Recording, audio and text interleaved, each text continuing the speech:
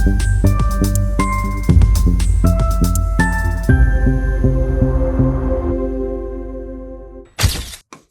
समाजवाद. आता यानं देखील मार्क्सवादातील बदल म्हणजे त्याच्यात बदल केले गेले पाहिजेत असं सांगितलं. म्हणजे आता पहिला त्यांनी काय केलं, मार्क्सच्या श्रम सिद्धांताऐवजी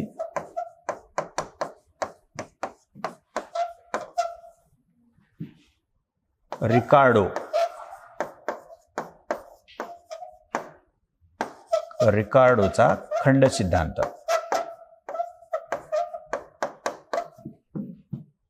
स्वीकारला किंवा ग्राह्य मानला. डेव्हिड रिकार्डोचा खंड सिद्धांत.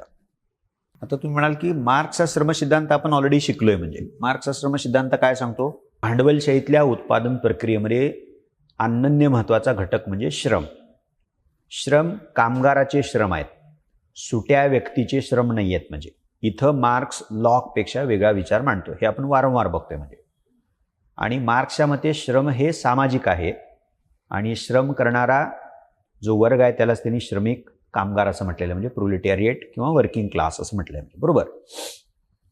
आता मार्क्सनं अशा रीतीनं त्याच्या विश्लेषणामध्ये उत्पादन प्रक्रियेतला अनन्य महत्वाचा घटक म्हणून श्रम आणि वर्गाच्या भाषेमध्ये कामगार वर्गाला अधोरेखित केलेलं आहे. म्हणजे पण तो असं मानतो की भांडवलशाहीमध्ये श्रम इतकं महत्वाचं असताना देखील श्रमामुळं कुठल्याही बाबीचं इतकं मोठ्या प्रमाणामध्ये मूल्य वाढत असून देखील श्रमाला मात्र योग्य मूल्य दिलं जात नाही. अत्यंत नगण्य वेतनावरती श्रमिकाकडनं काम करून घेतलं तर म्हणजे ती स्पंजनं जसं रक्त शोषावं तशा प्रकारे भांडवलशाही कामगार वर्गाचं श्रमिकांचं शोषण करते.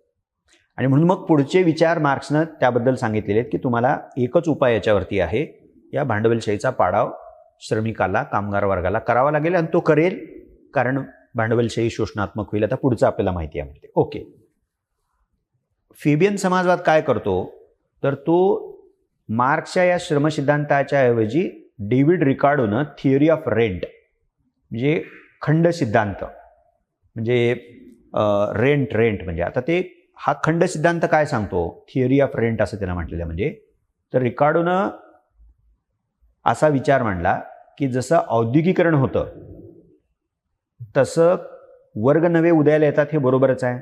कामगारांचा मोठा वर्ग येतो, बरोबर. तो म्हटला की औद्योगिकरणामध्ये अन्नधान्याची मागणी पण वाढते. आता अन्नधान्याची मागणी वाढते म्हणजे कशाचं मूल्य वाढतं, महत्त्व वाढतं, तर जमिनीचं महत्त्व वाढतं. म्हणजे कारण जमीन नसेल तर अन्नधान्य पिकवणार कसं आपण. म्हणजे त्यामुळं मग जमिनीचं महत्त्व वाढल्यामुळं म्हणजे सो बघा काय संबंध आहे. औद्योगिकरण, अन्नधान्याची मागणी वाढते, अन्नधान्याची मागणी वाढणं म्हणजे जमिनीची, तुमचा जो काय पट्टा आहे जमिनीचा म्हणजे त्याची किंमत वाढणं. आता काय कोणी विकायला निघणार नाही. म्हणजे पण कसणारे जे होते ते जे खंडानं शेती घ्यायचे तर त्या शेतीवरचा, शेतीच्या पट्ट्यावरचा खंड, रेंट म्हणजे भाडं म्हणूयात आपण त्याला, भाडं कमी होणार का वाढणार, म्हणजे वाढणार. म्हणजे ओके. आणि रिकार्डो असं म्हणाला की इथले जे मालकी असणारे, जमिनीचे मालकी असणारे जमीनदार आहेत तर ते कुठं स्वतः श्रम करतायत, त्या जमिनीवरती कष्ट करते ती कुळं आहेत. म्हणजे ती बरोबर. पण त्याचा फायदा त्या कुळांना होतोय का, त्याचा फायदा म्हणजे जमिनीचं महत्त्व वाढण्याचा फायदा जमीन प्रत्यक्ष कसणाऱ्याला होतो का जमिनीच्या मालकाला होतो, तर तो जमिनीच्या मालकाला होतो. बरोबर. आता फेबियन समाजवाद काय करतो की रिकार्डोनं हा जो विचार मांडला तो ग्राह्य मानतो म्हणजे स्वीकारतो. आता रिकार्डोचा भाडे सिद्धांत किंवा खंड सिद्धांत स्वीकारतो याचा अर्थ अच्छा होऊ द्या जमीनदाराला फायदा असं म्हणायचं का फेबियन समाजवादाला नाही. ते हे लक्षात घेऊन असं म्हणतात की याच्यावरती आपल्याला उपाय योजावा लागेल. आणि मग त्यांनी असं म्हणलेलं आहे की दोन बाबतीतली ते पुढे येईलच. म्हणजे आता हे 1, 2, 3 मुद्दे आहेत. म्हणजे हा पहिला मुद्दा आहे आपला मार्क्सवादातील बदल, फेबियन समाजवादाबद्दल बोलतोय आपण. आणि दुसरा जो आपण बघणार आहोत त्याची वैशिष्ट्य फेबियन समाजवादाची, ते काय म्हणतात, उद्दिष्ट आणि त्यांचे विचार काय आहेत. मी तिन्हीला एक थोडंसं ढोबळ सारखं टायटल देतोय म्हणजे ओके, हे एकत्रित आपण घेऊयात म्हणजे. तर इथं ह्याच्यातनं तो एक महत्वाचा मुद्दा येतो. तो काय आहे आणि तो पहिलाच मुद्दा आहे खरं तर. भांडवल व जमीन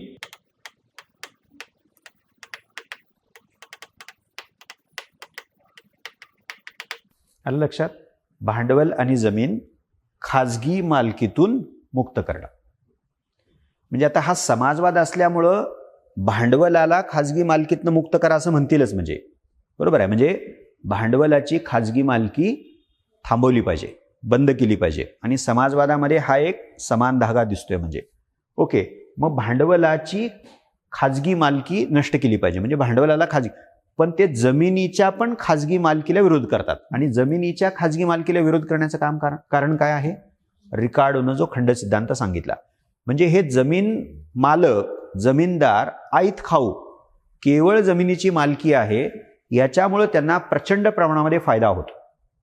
म्हणून म्हटलं की जमीन देखील काय करा, खाजगी मालकीतनं मुक्त करा. म्हणजे अशा प्रकारे तो संबंध तुम्हाला दिसतो. म्हणजे नंबर 2 हा मार्क्सवादातला दुसरा जो बदल आहे,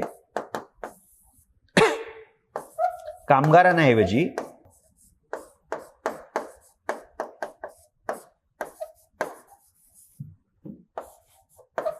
मध्यम वर्गाद्वारे समाजवाद. तर हे आपण दीर्घकाळ बघितले, तुम्ही वाचले, तुम्ही विचार केले की मार्क्सनं काय म्हटलं, समाजवाद कामगारांच्या माध्यमातून होईल. म्हणजे क्रांतिकारी वर्ग कोण आहे, तर मार्क्स म्हणाला की क्रांतिकारी वर्ग हा कामगार वर्ग असेल. कारण कामगार वर्गाचं भांडवलशाहीमध्ये काहीच शिल्लक राहिलेलं नाहीये, कामगार वर्गांना सगळं गमावलेलं आहे. पण फेबियन समाजवाद कामगार वर्गाच्या ऐवजी कुणाला ती भूमिका देतो समाजवाद आणण्याची, ज्यांच्या माध्यमातनं, ज्यांच्या नेतृत्वाखाली, ज्यांच्या सहभागातनं समाजवाद आणायचा आहे, तर ती म्हणजे मध्यम वर्गाची म्हणजे ओके. आणि तिसरा जो बदल केलेला आहे इथंच लिहितो मी तो तिसरा जो मार्क्सवादातला बदल आहे, एकच कीवर्ड आहे त्याच्यामध्ये म्हणजे टप्प्याने काय समाजवाद.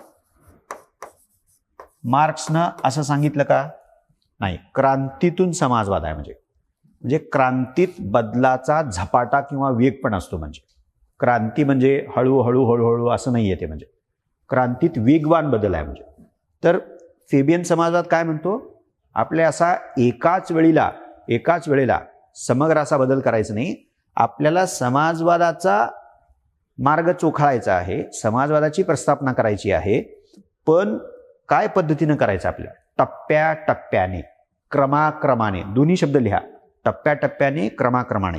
इंग्रजीमध्ये जो शब्दप्रयोग लिहिलाय त्यांनी, तर तो म्हणजे ग्रॅज्युअलिझम, ग्रॅज्युअली करायचं आहे, म्हणजे ग्रॅज्युअली ते करायचं आहे. सो हे 3 बदल फेबियन समाजवादानं मार्क्सवादामध्ये केलेले आहेत. म्हणजे श्रमसिद्धांताच्या ऐवजी खंडसिद्धांत, एवढे 2 शब्दप्रयोग आता लक्षात. श्रमसिद्धांत कुणी मांडला, खंडसिद्धांत कुणी मांडला माहिती आहे, का नाकारला, त्याचा अर्थ काय आता आपल्याला माहिती आहे. म्हणजे दुसरं, कामगार वर्गाच्या ऐवजी मध्यम वर्ग. आता मगाशी पण बर्नस्टीननं एक मुद्दा अधोरेखित केला होता बघा, की मध्यम वर्गाचा लोप नाही झाला किंवा आकार कमी नाही झाला, तर मध्यम वर्गाचा आकार हा वाढला. आणि तुम्हाला फेबियन समाजवादामध्ये तर थेट त्या मध्यम वर्गालाच समोर आणून ठेवलेलं आहे. म्हणजे ओके, म्हणजे तुम्हाला त्याचं महत्त्व किती वाढलं हे लक्षात घेता येऊ शकतं. आणि हा जो आहे टप्प्याटप्प्यानं, ह्या टप्प्याटप्प्यानं समाजवादाचं काय कारण असावं असं का त्यांनी सांगितलेलं आहे. पुढं इथं पण येतच ते म्हणजे, पण ह्याचा संबंध राज्याच्या बदलत्या स्वरूपाशी आहे. आणि बदलतं स्वरूप ज्याच्यामध्ये एक मुद्दा वारंवार आपण बघतोय, लोकशाहीचा केलेला स्वीकार. सो लोकशाही जर स्वीकारली गेली असेल तर लोकांना मताधिकार मिळेल, म्हणजे कामगारांनाही मताधिकार मिळेल. आणि कामगार वर्ग हा बहुसंख्य असल्यामुळं कामगार वर्ग ज्या पक्षाला पाठिंबा देईल त्या पक्षाचं बहुमत निर्माण होण्याची चान्सेस वाढतात. म्हणजे अल्टिमेटली लोकशाहीच्या स्वीकारामुळं त्यातल्या सुरुवातीला प्रौढ मताधिकार, नंतर सार्वत्रिक बनला, प्रौढ मताधिकाराच्या स्वीकारामुळं कुणाचं महत्त्व वाढणार आहे, कामगार वर्गाचं. आणि परिणामी समाजवाद नावाच्या विचारधारेशी बांधील असणारे पक्ष म्हणजे समाजवादी पक्ष सत्तेत येण्याची शक्यताही वाढणार आहे. त्यामुळं आपण कशाला हिंसा, कशाला क्रांती, कशाला झपाट्यानं बदल अशा मार्गाचा अवलंब करायचा, तर त्याऐवजी टप्प्याटप्प्यानं क्रमाक्रमानं समाजवाद आणण्याचा विचार केला गेला पाहिजे. म्हणजे 19व्या शतकाचा सेकंड हाफ म्हणूयात, म्हणजे 1850 नंतर 60 पासून पुढं म्हणजे. तर ते बदल एका बाजूला मगाशी जो सुधारणावाद बर्नस्टीनचा बघितला आणि फेबियन समाजवाद बघितला, त्यातनं तुम्हाला हे तिन्हीचे तिन्ही तुम्ही लक्षात ठेवा. आता हा मुद्दा आपण चर्चा करूयात. म्हणजे